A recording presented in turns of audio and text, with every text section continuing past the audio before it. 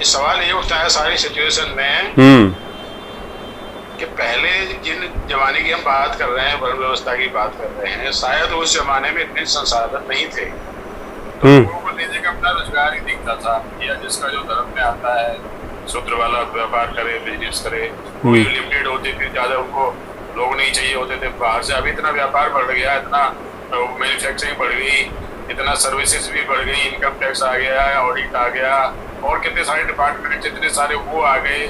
अब इनको चलाने के लिए, पहले हो सकता है अंग्रेज चलाते होंगे, अभी चलाने के लिए इनको कुछ तो लोग नौकरी में चाहिएंगे।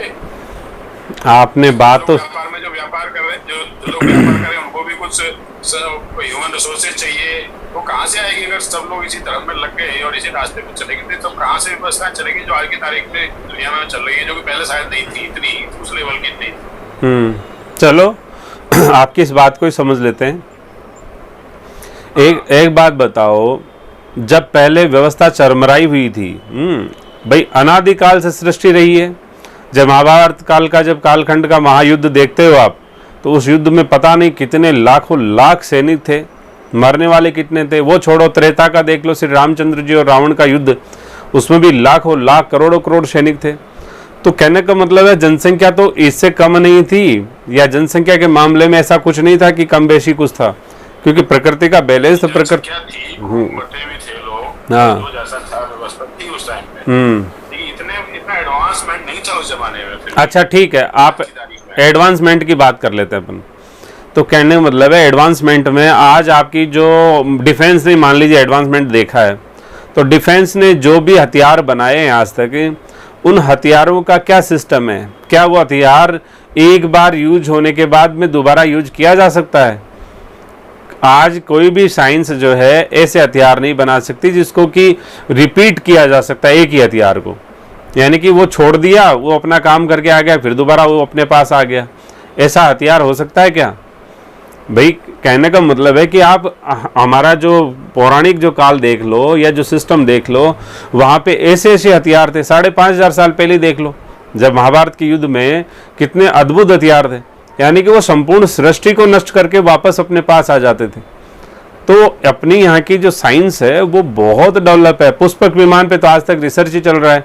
यदि आप उस साइंस की बात करोगे साहब, वो इतना डेवलपमेंट है, तो ना वो पुष्पक विमान की कोई बात कर सकते हैं, ना हमारे हथियारों की बात कर सकते हैं, ना वो शक्ति और सामर्थ्य की बात कर सकते हैं, ना वो वेल्थ की बात कर सकते हैं, ना वो सामाजिक जो हमारा जो संदर्भ था, जो एक सरसता थी संबंधों की, वो बात कर सकते हैं। तो समाज के, परिवार के किसी भी पैरामीटर से आज का आधुनिक कालखंड वो कहीं पाता ही नहीं अपने आप को। अरे अब ज़्यादा बड़ी बात नहीं है, मोहनजोदड़ो जो सभ्यता है, या जो ये हड़प्पा सभ्यता है, ये कितनी अच्छी अच्छी डेवलप्ड संस्कृति थी। ये ज़्यादा पुरानी तो बातें नहीं, इसके तो एविडेंसेस मिले हुए हैं। और जहाँ श्री द्वारिकाधीश बैठे हैं, वहाँ भेंट द्वारिका आज भी समुद्र में वो रिसर्च हुई है, वो सब है, उपलब्ध है वहाँ पे। तो उसका जो सारा सिस्टम देखो आप, कितना अद्भुत था। ऐसा नहीं है, ये सिर्फ 1500 साल का हमारे को गुमराह किया हुआ सिस्टम है। बाकी कोई संस्कृति श्रेष्ठ हो ही नहीं सकती है। अभी आप देखो ना, अभी इनका जो डेवलपमेंट देखो आप, एक जैसे हम बात कर रहे हैं कि हमारे जयपुर में, यानी कि जो बिशलपुर डैम है, मैं बार बार कहता हूँ, कई साल से कह रहा हूँ, जो बिशलपुर डैम है उसी से 5-6 शहरों का पानी पिलाया जा रहा है। आप कल्पना तो करो, रामगढ़ डैम में भी हमारे यहाँ पे 80s के दशक में वो एशियाड प्रतियोगिता हुई थी, नौकायान हुआ था रामगढ़ में, लेकिन आज वहाँ पे बोरिंग भी फेल हो गया, आपका ट्यूबवेल भी हो गया, 1000 फीट पे भी पानी नहीं है वहाँ।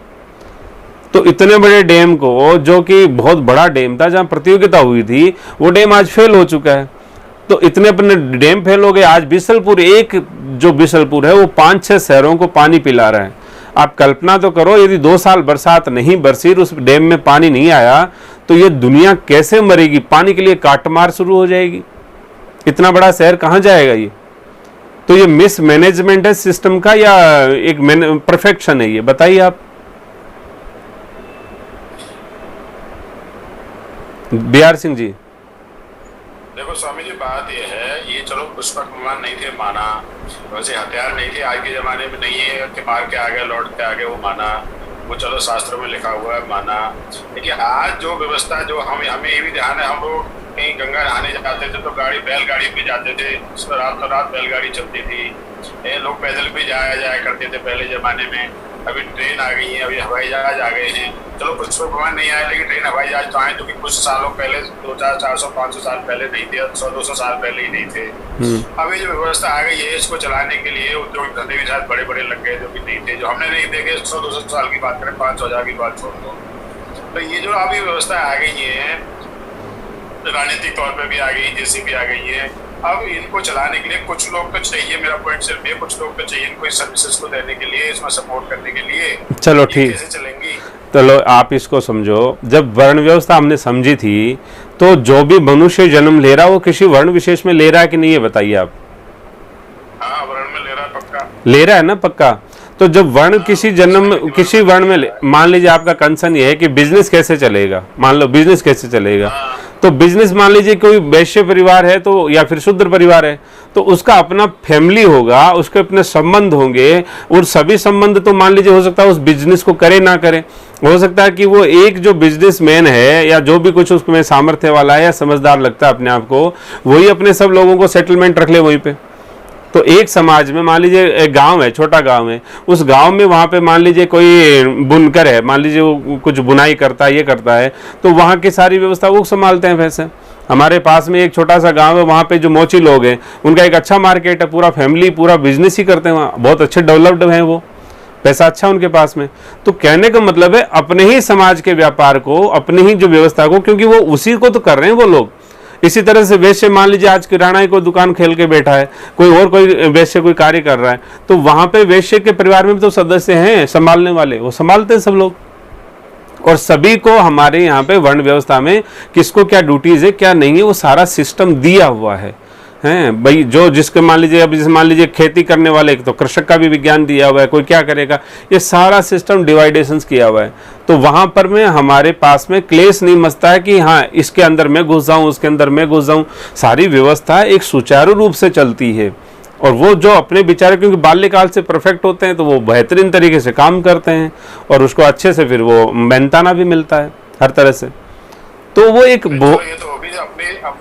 तो बात होगी अपनी जो आपकी पारिवारिक बिजनेस है जी, ये तो बात होगी उसकी। मैं बात कर रहा हूँ जो सरकारी संस्थान जो बन गए आज की तारीख में सारे, जिनमें जो सरकार सर्विस दे रही है, रोडवेज बस चल रही है, रेल में चल रहा है, ऑडिट डिपार्टमेंट चल रहा है, इनकम टैक्स डिपार्टमेंट चल रहा है, और सारे कितने जिनके मेरे को नाम भी याद आ रहे हैं अभी, इतने सारी व्यवस्था, इनमें तो नौकरी चाहिए कि नहीं चाहिए बताओ? ये लोग कहाँ से आएंगे अगर सब इस लाइन चढ़ गए? नहीं, मैं क्या कह रहा हूँ आपको, तो जब वर्ण व्यवस्था में हमने देखी तो ड्यूटीज देखी थी ना भाई। वहां पे देखा था कि भाई चालक कौन होगा, तो रिजर्व हो गया ना शूद्रों के लिए, भाई रिजर्व कोटा हो गया वो, भाई चालक कौन बनेंगे, ये बनेंगे, भाई अध्ययन का काम कौन करेगा, ये करेगा, सलाहकार कौन बनेंगे, ये बनेंगे, मैनेजमेंट कौन देखेंगे, ये देखेंगे। वो तो सारी बातें तो आई थी वर्ण व्यवस्था में भाई, सबके पास में राइट्स है। बात इतनी सी है, व्यवस्था सारी सुचारू, ये आज भी है, कल भी थी, हमेशा रहेगी। लेकिन सिस्टम क्या है कि बाल्यकाल से उन बच्चों को ट्रेंड किया जाता था। एक एग्जाम्पल हमने देखा था कि जहां पे क्षत्रियों की बात आती, राष्ट्र रक्षा और समाज रक्षा की बात आती थी, तो क्षत्रिय को बाल्यकाल से वो संस्कार मिलता था, वही सिस्टम, वही डेवलपमेंट, वो सारा चीज़ वही। तो वो बाल्यकाल से जो परवरिश ऐसी होती है उसकी, तो वो फिर डिफेंस के मामले में आपने स्वीकार भी किया था, आज तक की जितनी फाइट्स होती है उसमें इनको लिया गया यूज। तो कहने का मतलब है कि वो जज्बा कहाँ से क्रिएट करेंगे यदि आर्टिफिशियली सिस्टम बनाएंगे तो। भाई रोबोटिक सिस्टम में आप अब बात निकल के ये आई है कि चलो नौकरी तो सारी, लेकिन नौकरी तो फिर भी चाहिए, वो वर्ण व्यवस्था के हिसाब से नौकरी हो वो एक अलग बात आ जाती है, लेकिन नौकरी तो चाहिए फिर भी। नहीं, नौकरी नहीं कहते उसको, वो सेवा है, सेवा क्षेत्र है। मैंने क्या कहा, बार बार टोका ना भी, डिफेंस वाले सेवा कर रहे हैं, लेकिन बाकी कोई मेरा जैसा बैठा है, मान लीजिए वो गबन मारने की सोच रहा है, वो क्या कर रहा है, और जो घड़ी देख रहा है वो क्या कर रहा है। डिफेंस, आप कभी इतने साल की सर्विस हो गई, कभी घड़ी देखी क्या आपने टेबल पे बैठ के, या फील्ड में देख के कभी घड़ी देखी कि चला जाऊं घर, तो अब तो टाइम हो गया। स्वामी जी कड़वी बात है कहने को, कड़वी सच्चाई है कि फील्ड में भी घड़ी देखते हैं लोग। नहीं, देखो मेरी बात नहीं, मेरी बात आपकी सही है, ठीक है, लेकिन आपका एयरफोर्स का काम है, थोड़ा ऐसा इजीएस्ट काम है, लेकिन बेचारा जो बॉर्डर पे बैठा है ना भाई, कहने मतलब है कि वो एक टिपिकल पोजीशन। अब मान लीजिए फाइट हो जाती है कहीं, तो घड़ी देख के थोड़ी सेवा करता है वो, मेरी तो ड्यूटी होगी, मैं जा रहा हूँ, तो नहीं 24 आवर्स के लिए हैं। हाँ भाई, आप 24 आवर्स के लिए बाउंड हैं, कभी भी आपको रिकॉल किया जा सकता है, आप शादी अपनी खुद की शादी छोड़ करके आने के लिए बाउंड हैं। तो कहने का मतलब है यहाँ सेक्रीफाइस है, थोड़ा सा यहाँ पे बलिदान है आपका खुद का भी है। कैसा भी चल लो, आप कैसे भी समझ लो, स्वैच्छिक बलिदान समझ लो या फिर फोर्सली समझ लो, है बे एग्रीमेंट का बलिदान, कुछ भी मान लो, लेकिन वहां पे आपको एक बलिदान है, परोपकार है, वहां पर आपका निजी सुख नहीं है वहां पर। लेकिन नौकरी की मानसिकता वाला देखता है कि मेरे को वो कितना दे रहा है, ये कितना दे रहा है, ये कितना दे रहा है। एक प्राइवेट कल्चर तो ऐसा बन गया है। और उधर क्या है कि प्राइवेट सरकारी देखता है, ऊपर वाला देखता है माल कितना खा लूं, नीचे वाला देखता है टाइम हो गया जाता हूं।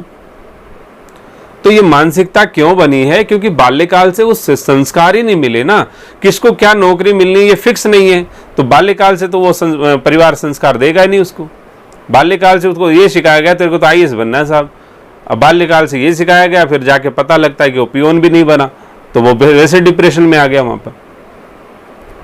तो ये एक सिस्टम का एक करप्शन है, मतलब बहुत बड़ा करप्शन है, रिलेशंस का एक दोहन है, शोषण है, उसका मिसयूज है, जो अपन कई बार चर्चा कर चुके हैं।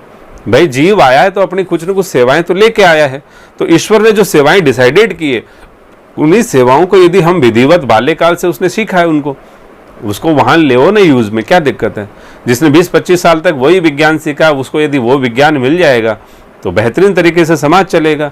और यही वर्ण व्यवस्था जो हमारे यहाँ धार्मिक रूप से व्यवस्थित रूप से चलती थी ना पहले, इसीलिए हमारा राष्ट्र जो है वो सर्वोच्च स्थिति में था सदा से ही। इसकी मूल कारण ये था। आपने कहा फैक्ट्रीज आ गई, तो फैक्ट्री सॉल्यूशन नहीं है, एक परेशानी है। मान लीजिए जो फैक्ट्रीज आज गारमेंट की, मान लीजिए इंडस्ट्री कोई गारमेंट बना रही है, तो पहले वहां जो इतना बड़ा समाज एक गारमेंट इंडस्ट्री बनाता था, गांव-गांव में अपने एक धंधे चलते थे, सिस्टम चलते थे, तो पूरा गांव से निकलना ही नहीं पड़ता था उसको। आज उसको शहर में जाना पड़ता है, शहर में जाने के बाद में क्या वो पॉल्यूशन फैलाता है, वो अपने गांव छोड़ चुका है, गांव सारे खाली हो गए, शहर में सब जाके फंस गए। तो संसाधन शहर में कितने बनाओगे, कहीं भी बनाओ, कितने बना लो, एक दिन वो व्यवस्था बिगड़ने वाली है। हर गांव समृद्ध था, हर समस्या, हर पंचायतें समृद्ध थी, सारा सिस्टम था, वेल मैनेज सिस्टम था सारा। बिगाड़ा किसने? इन्हीं 1500 सालों में सब बिगड़ गया, पहले तो नहीं बिगड़ा था। जब घर घर में ही काम होगा तो फिर नौकरी कौन करेगा? लेना देना किसको नौकरी से?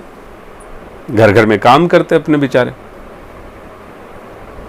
अब उनका घर घर का काम छीन लिया गया है, एक उद्योगपति ने छीन लिया, बेवकूफ बना दिया, जैसा भी है जो सिस्टम बन गया। अब बचपन से माँ बाप ने नौकरी की पट्टी पढ़ा दी, माँ बाप को किसी ने पढ़ा दी है। अब किसी ने पढ़ाई, वो क्यों पढ़ाई, वो किसी ने पढ़ाने वाला जाने या बनाने वाले जाने। बिहार सिंह जी, समझ में आ रही कि नहीं कोई बात?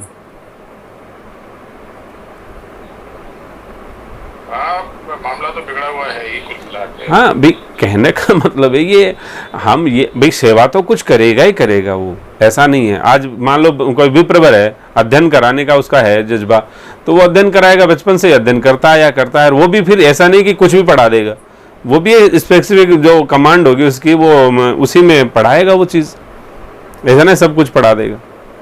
तो जिसने इतना 20-30 साल पढ़ाई में लगाए और गहराई से लगाई और पूरे पुरातन सिस्टम से, जेनेटिक सिस्टम से वो विद्या पाई, तो उसका पढ़ाई वो बहुत अच्छी काम आएगी। हर सिस्टम में देख लो आप। आज मान लीजिए वैश्य समाज क्यों व्यापारिक रूप से सुदृढ़ होता है? क्योंकि बाल्यकाल से ही उनके बच्चों को वो एक ऐसा एटमॉस्फेयर मिलता है, वहाँ पर एक ऐसा सिस्टम दिया जाता है, इसलिए वो आज व्यापार में ठीक है, अच्छी स्थिति है उनकी, बहुत अच्छी स्थिति है। लेकिन वो बेचारे शूद्रों को उनके व्यापार की कोई स्थिति नहीं हो, तो एक ही झुंझुना दिया, आरक्षण और नौकरी। तो इसका मतलब वो पहले तो शूद्र थे ही नहीं, यहाँ पर कोई व्यवस्था ही नहीं थी शूद्रों की। तो ये सब बेवकूफ़ बनाने का सिस्टम, ये लूटने लटाने का सिस्टम, ये वाहियात सिस्टम है। इसको समझ जाएं, हम समझ जाएं, बाकी दुनिया बाहर में जाए का मतलब नहीं है। स्वयं समझेंगे तो हमारे संबंध समझ जाएंगे, संबंध समझेंगे तो समाज समझ जाएगा। इतनी सी बात है।